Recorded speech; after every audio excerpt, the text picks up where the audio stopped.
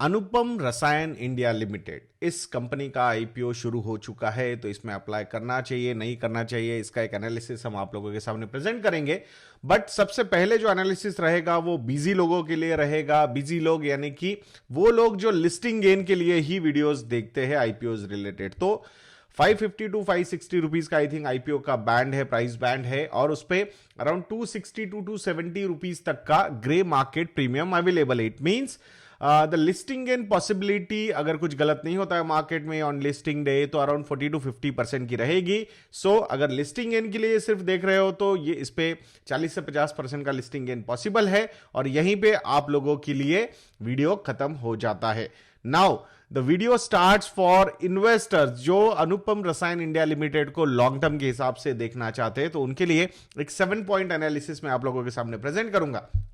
सो जिसमें IPO details, company overview, financial performance, peer comparison, की strengths, की रिस्क्स एंड वैल्यूएशन के बारे में हम बात करेंगे। तो पहले आईपीओ डिटेल्स की बात करते हैं। 760 करोड़ रुपीस का फ्रेश इशू है। पूरा का पूरा जो पैसा उठाया जा रहा है मार्केट से, ये फ्रेश इशू है, मतलब कोई ऑफर फॉर सेल नहीं है प्रमोटर्स की तरफ से वगैरह, इन्वेस्टर्स की तरफ से। So that is a positive sign. So 760 crore रुपए का ये फ्रेश इशू है। पैसा क्यों रेज किया जा रहा है? पैसा इसलिए रेज किया जा रहा है, 563 करोड़ रुपीस का डेट कंपनी पे ऑफ करना चाहता है। टोटल जो डेट है कंपनी पे वो 843 करोड़ रुपीस का है। तो उसमें से एक अच्छा खासा पोर्शन, क्लोज टू 70% पोर्शन वो रीपे करना चाहते हैं। And then the other reason is general corporate purposes. जब हम डिटेल्ड एनालिसिस करेंगे इस कंपनी का, तो मैं समझाऊंगा आपको कि why this particular company is raising money just to pay off the debt. So that is one thing. अगर आप देखोगे एंकर इन्वेस्टर्स की तरफ से काफी अच्छा रेस्पॉन्स कंपनी को, आईपीओ को मिला है। 225 करोड़ रुपीस इन्वेस्टमेंट्स किए हैं एंकर इन्वेस्टर्स में, जिसमें foreign portfolio investors, domestic mutual funds, insurance companies, alternative investment fund सब आते हैं, जिसमें ABSL, Nomura, Fidelity, Sundaram, SBI Life Insurance, IIFL, Malabar, Max Life Insurance, ऐसे माँ के इन्वेस्टर्स ने यहाँ पे इन्वेस्टमेंट्स किए हुए हैं। सो डिटेल्स 553 टू 555 रुपीज का प्राइस बैंड है। स्टॉक का फेस वैल्यू 10 रुपए है। मार्च 12 से लेकर मार्च 16 तक ये आईपीओ ओपन रहेगा। ओवरऑल जैसे कि हमेशा हम देखते हैं क्यूआईबी 50% का रिजर्वेशन मतलब एलोकेशन है, एनआईएस के पास 15% and retail is around 35%। So company overview की बात करते हैं। 1984 में एक पार्टनरशिप फर्म बोल के ये कंपनी फॉर्म हुई थी इन सूरत, गुजरात। इन 2003 they converted this company into a public limited company. It is one of the leading companies engaged in custom synthesis and manufacturing of speciality chemicals in India. Custom synthesis का मतलब क्या होता है? It is exclusive synthesis of compounds of a company carries out on behalf of its customers, मतलब contract manufacturing की तरह है। Then की बिजनेस सेगमेंट्स अगर कंपनी के देखेंगे तो life science related speciality chemicals and other speciality chemicals, जिसमें life science related speciality chemicals में majorly they are used in agrochemicals, personal care, pharma sector में यूज होते हैं। और speciality chemicals comprising of pigments, dyes and polymer additives. तो ये दो major business segments company के हैं। This company has built long-term relationships with various multinational corporations, including Syngenta Asia Pacific, Sumitomo Chemical, UPL Limited। तो ये जैसे हमने बताया कि कॉन्ट्रैक्ट मैन्युफैक्चरिंग, मतलब उनको जो मैन्युफैक्चर करना है तो वो इनके पास भेज देते हैं। नॉर्मली हमने देखा है कॉन्ट्रैक्ट मैन्युफैक्चरिंग में मार्जिन्स कम होते हैं, but there are some exceptions जो बात करेंगे इस एनालिसिस में आप लोगों के साथ। Expanding geographical reach across countries like United states, Europe, Japan and India. This particular company is doing that. They have 6 manufacturing facilities with aggregate installed capacity of 23,438 million tons. 4 manufacturing units and 1 R&D facility located at Sachin. 2 manufacturing units at Jagadia.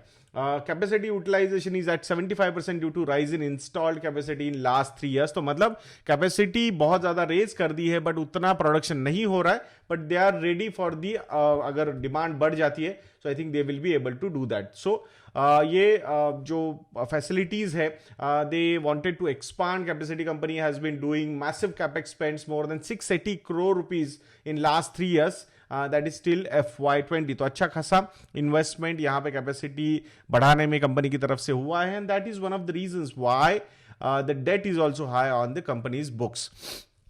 Financial performance की बात हम यहाँ पे करेंगे दोस्तों। So financial performance में अगर हम देखते हैं, सो रेवेन्यू फ्रॉम ऑपरेशंस की बात करते हैं तो लास्ट 3 साल में FY18, 19, 20 एंड 21 अगर हम देखते हैं तो CAGR is of around 28.2%। Last 9 months में अराउंड 539 करोड़ रुपीस का रेवेन्यू फ्रॉम ऑपरेशंस हुआ है। अगर उसी को हम एक्सटेंड कर देते तो अराउंड 720 करोड़ रुपीस तक का रेवेन्यू फ्रॉम ऑपरेशंस इस साल कंपनी की तरफ से हो सकता है। So that is a positive sign. So growth काफी अच्छी नजर आ रही है। दो FY19 FY20 में जो ग्रोथ थी 502 करोड़ से 529 crore rupees, that was little sluggish, but this year is looking quite good. Revenue mix की अगर हम बात करते हैं, सो 93% of the revenue is coming from life sciences related speciality chemicals and 6.2% is coming from other speciality chemicals.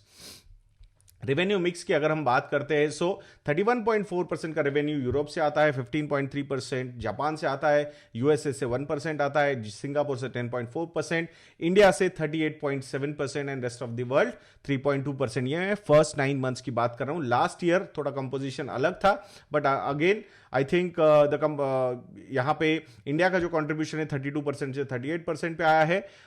Then जो Japan का contribution है 5.8% से 15.3% पे गया है। So these are the main highlights FY20 और FY21 में क्या क्या चेंजेस हुए जियोग्राफी मिक्स वाइज।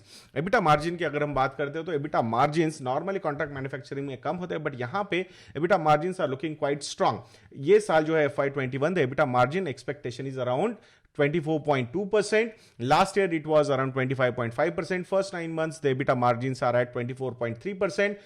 FY21 में EBITDA का जो नंबर है अराउंड 174 करोड़ रुपीस होना चाहिए। सो लास्ट ईयर के कंपैरिजन में 135 crore to 174 crore rupees, it's a good growth which we can see. यहाँ पे अराउंड 28 टू 30% से ये ओवरऑल रेवेन्यू और EBITDA की ग्रोथ यहाँ पे नजर आ रही है। So that is a good sign. So revenue से ज्यादा एबिटा ग्रो हो रहा है। सो इट शोज कि मार्जिन्स जो है वो इंप्रूव होते हुए नजर आ रहे हैं। FY19 में अगर हम देखते हैं 18.6% का एबिटा मार्जिन था and now it is at around 24.2%। Last 9 months मतलब ये साल के अगर हम देखेंगे, so EBITDA number is 131 crore rupees and EBITDA margins are at 24.3% which is quite healthy. Net profit के अगर नंबर्स हम देखते हैं तो थोड़ा सा downward trend net profit margins में हमें नजर आता है। 11.7% टू 10% टू 8.9% ये एबिटा ये सॉरी पैट मार्जिन्स यहां पे कम हुए हैं, बट पैट की जो ग्रोथ है वो 17% की रही है in last 3 years. So that is a positive sign, majorly mainly due to rising interest expenses. So EBITDA का नंबर काफी स्ट्रांग है, but because the interest expenses are on a higher side because of higher capex, जो हमने बात की थी more than 600 crore rupees का capex company ने किया है। सो उसकी वजह से यहां पे मार्जिन्स पे इंपैक्ट होता हुआ नजर आ रहा है। जो profit margin net profit margin though EBITDA margin are looking strong. Peer comparison की अगर हम बात करते हैं तो पीआई इंडस्ट्रीज हुआ, SRF हुआ, आरती इंडस्ट्रीज हुआ, नवीन फ्लोरिन हुआ, एस्टेक लाइफ साइंसेस हुआ, हिकल लिमिटेड हुआ, तो ये मेजर पीयर्स है। सो यहाँ ये जो आपको ओवरऑल चार मतलब नंबर्स नजर आ रहे हैं कॉलम्स एंड रोज, तो उसमें हर एक पैरामीटर पे कौन सी कंपनी अच्छी लग रही है। सो ट्रेलिंग 12 मंथ के सेल्स में SRF is looking quite good, 7,650 crore rupees के सेल्स है। ऑपरेटिंग मार्जिन्स में अगर हम देखते हैं तो 26% के साथ Navin fluorine is at number 1 position. ROE of Navin fluorine is quite good. Debt to equity ratio is 0। So अगर एक प्राइमा फेसी क्वांटिटेटिव एनालिसिस करते हैं हम तो नवीन फ्लोरिन काफी अच्छा पोजीशन में यहां पे नजर आता हुआ दिख रहा है। 13,000 करोड़ की कंपनी है, मिड कैप है। लार्ज कैप में अभी पीआई इंडस्ट्रीज एंट्री ले चुका है ऐसा लग रहा है। SRF is also on the verge of being a large cap company. Anupam Rasayan with 5,500 crore rupees of market capitalization, it is going to be a small cap play.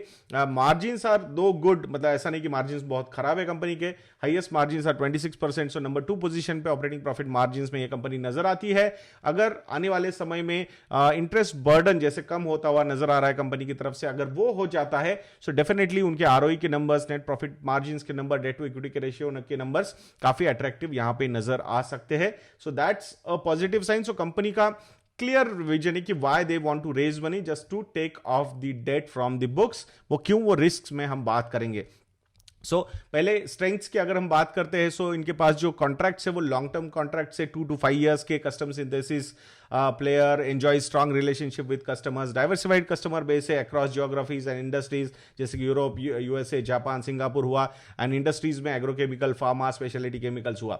Diversified and customized product portfolio also है with a strong supply chain of the company. Increase in product portfolio FY18 में 25 products थे और अभी दिसंबर 2020 तक 41 products company के हो चुके हैं. स्ट्रेटेजिकली लोकेटेड मैन्युफैक्चरिंग फैसिलिटीज है क्योंकि एक्सपोर्ट पे डिपेंडेंसी ज्यादा है, सो लोकेशंस काफी इंपॉर्टेंट होते हैं बिकॉज इंडिया से आई थिंक 38% का कंट्रीब्यूशन है, रेस्ट ऑफ द वर्ल्ड मतलब ओवरऑल बाकी जगहों से एक्सपोर्ट में ज्यादा यहाँ पे रेवेन्यू आता है. That's why supply chain and all those things are very important. Consistent growth in revenue and profitability, that is a positive sign for the company. Experienced promoters and a strong management team, ये भी एक strength है company की.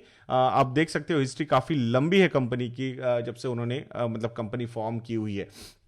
So risk क्या क्या है, तो पहली सबसे बड़ी रिस्क फाइनेंशियल्स के बारे में अगर हम देखते हैं, so as on December 2020 the debt to equity ratio is 1.2. अब ये पैसा रेज किया गया है तो अच्छा खासा कंट्रोल में डेट टू इक्विटी रेशियो आ सकता है बिकॉज 850 करोड़ रुपीस का डेट है, उसमें से 560 करोड़ रुपीस का डेट अगर रीपे हो जाएगा 70% का डेट, तो डेफिनेटली यहां पे अराउंड 0.36 to 0.4 तक का ये डेट टू इक्विटी रेशियो रहेगा which is quite under control. दूसरा रिस्क है कंपनी का inability to comply with repayments, जो मतलब जो हम देख भी रहे हैं यहाँ पे इनका जो business overall cash flows and all those things है, negative cash flows is the main problem companies के लिए. If you remember cash conversion cycles के बारे में हम बात करते, अभी तक ये नंबर्स हमारे सामने आए नहीं है, we were not able to find, but definitely cash conversion cycle is very very positive. It means कि पैसा जल्दी आ नहीं रहा है एंड दैट्स व्हाई उनको ओवरऑल मैनेजमेंट में तकलीफ हो रही है. अब ये जो इन्वेंट्री अगर आप देखोगे तो काफी inventory carried, they carry the inventory Anupam Rasayan for 6 to 7 months, vis a vis industry का एवरेज है 1.5 to 2.5 months, तो ज्यादा इन्वेंट्री कैरी करते हैं, so that is the main reason. So inventory turnover is also not that good. Working capital management काफी poor है company का, so अभी I think company wants to focus more and more on the working capital management, operating cash flows वगैरह proper control में होने चाहिए. तो ये सारी चीजें अगर कंपनी अच्छे से करती है, so definitely there are going to be a lot of good opportunities which the company has, उसको अच्छी तरीके से फ्रुक्टिफाई कर सकते हैं. 68% of the revenues come from exports, so that's why foreign currency risk भी कंपनी के साथ है, और ऐसा लगता नहीं है looking at the management capital working capital management, तो यहां पे वो फॉरेन करेंसी के रिस्क भी अच्छी तरीके से मैनेज कर रहे होंगे. R&D का एक्सपेंस जो है वो बहुत कम है, 0.4% R&D एक्सपेंस करता है Anupam Rasayan, vis a vis industry average is of 3.5%. Contract manufacturer, so that's why they are not doing too much of work. They are just manufacturing for their clients. So that's what the numbers are at least suggesting to us. Interest rate burden बढ़ने का reason भी है, credit rating थोड़ी सी low होने की वजह से interest rates ज़्यादा है, and that's why it was affecting overall cash flows of the company. So valuation पे अगर हम बात करेंगे तो अनुपम रसायन is currently valued at 74. Looking at P ratio के हिसाब से बात करें, looking at there grey market premium, I think 100 के ऊपर भी पी रेशो जा सकता है. So that's what the market is currently giving. So euphoria क्यों है मार्केट में, आपको समझ में आ गया होगा. इवन एवी टू एबिटा भी 36 का है, पीआई इंडस्ट्रीज का पी रेशो 52 है, 32 का एवी टू एबिटा है, SRF 33 and 19, Aarti industries 45-26, Naveen fluorine 29-36. तो वैल्यूएशन पॉइंट ऑफ व्यू से थोड़े से बहुत ही ज्यादा रिच वैल्यूएशन कंपनी के नजर आ रहे हैं. सो यहाँ पे मैं प्रीमियम वैल्यूएशन तो नहीं बोलूंगा, बट ओवर वैल्यूएशन कंपनी का नजर आ रहा है. But we will have to respect the market. Market क्या बिहेव करता है, कैसा उसको रेस्पॉन्स करता है, that is not under our control. So currently grey market premium है, तो है शायद यहाँ पे लिस्टिंग गेन वाले लोग ही ज्यादा इंटरेस्टेड है नजर आ रहा है. So from long term investment point of view I will still wait for some more quarters to see how they are doing their business. So मैं आशा करता हूँ कि ये वीडियो आपको अच्छा लगा होगा दोस्तों. If you feel that we are doing a good job, तो थैंक यू. ये प्रोमो कोड यूज करके you will get 33% discount on our model portfolios, तो जरूर ट्राई कीजिएगा. हमारा रिसर्च स्टॉकोमीटर प्लस हो या फिर MF इतना हो, मॉडल पोर्टफोलियोज हो, people are giving a lot of positive response to these research products. तो मैं आशा करता हूं कि आप जरूर इनको ट्राई करेंगे एट आवर वेबसाइट investindia.in. ऐसे वीडियोस के लिए चैनल पे बने रहिए. वीडियो को लाइक करना, वीडियो को शेयर करना और चैनल को सब्सक्राइब करना मत भूलना दोस्तों. नेक्स्ट वीडियो में मिलेंगे. जय हिंद.